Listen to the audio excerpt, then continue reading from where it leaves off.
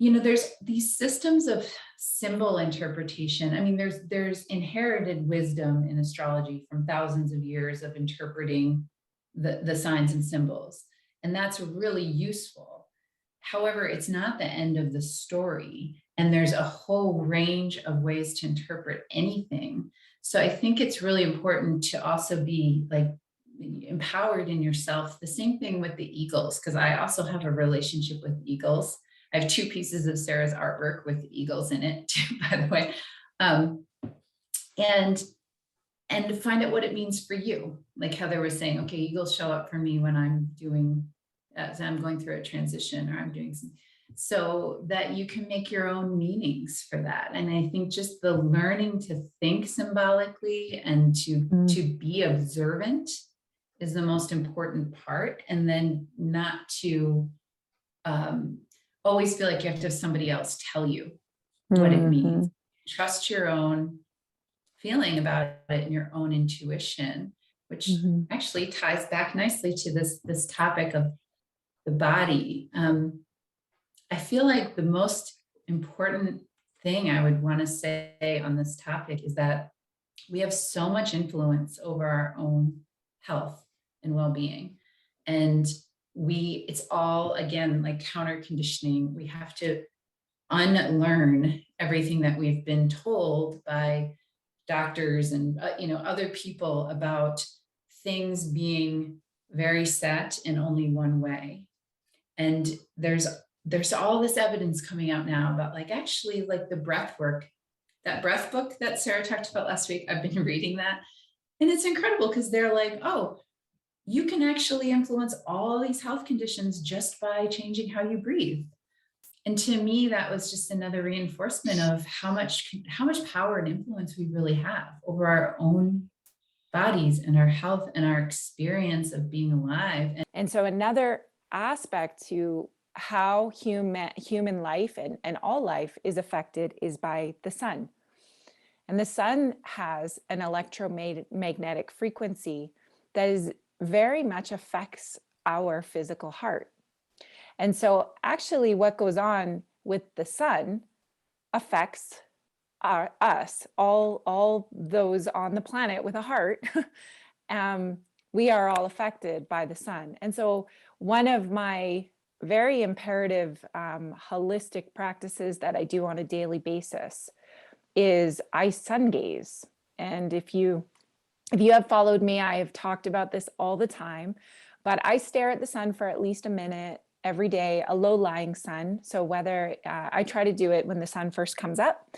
So with the sunrise and the sunset, I will stare right at the sun. And I was intuitively guided to do this for adaptation reasons, because I years ago felt that something was going to be happening, like change was happening with the sun, and it was affecting all life on the planet. And with that change comes, an adaptation process, a transformative process. And we're all watching this happen.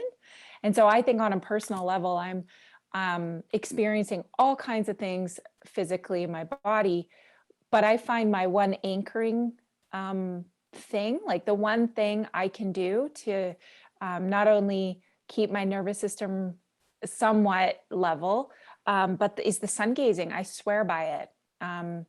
I think it's vital to do for an overall holistic practice. And so whether that is helping my heart as well, but I love that you spoke about the heart that way, because I strongly believe that we're going through an evolutionary process, that the earth itself, this planet, is shifting and changing, and we are going through an evolutionary moment. Everything, like the frequency, is completely shifting.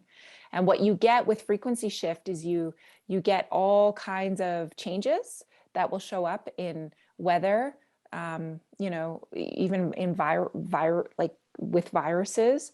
So the heart and keeping the heart healthy is so important. So I would say that most of my holistic practices basically all wrap around the health of my heart. The moon is the fastest moving, of the planets in our system in terms of what we track astrologically. The moon moves basically every 2 days through a different sign of the zodiac.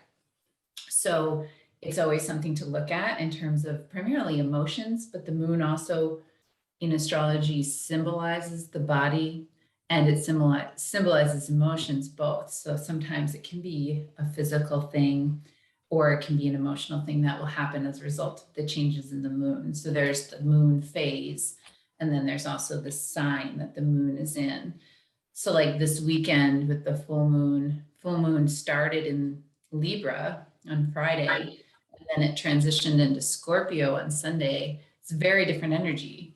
So while it's like there's one day where the moon is peak full 100%, exact, there's usually about 3 days where it's pretty much full. It's that full energy, and it can really be different from one day to the next in terms of how that affects you.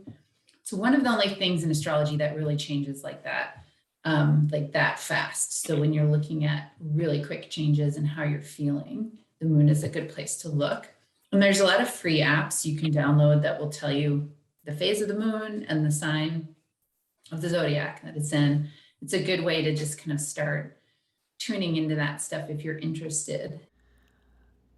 Sarah Clark and Allison Goin are going to be launching another series of 6 classes that will start on May 24th and go until June 28th, happening every Tuesday morning at 9 a.m. And certainly there will be recordings available for those who can't make the live classes. The theme for the program this time will be about empowering your inner warrior, Mars and Aries. This program will focus primarily on the group sessions with the option of adding a personalized recording about Mars and Aries in your chart. We will be doing a free class on Tuesday the 17th that will further explain how to deep dive into this 6-week program with us, and we look forward to sharing.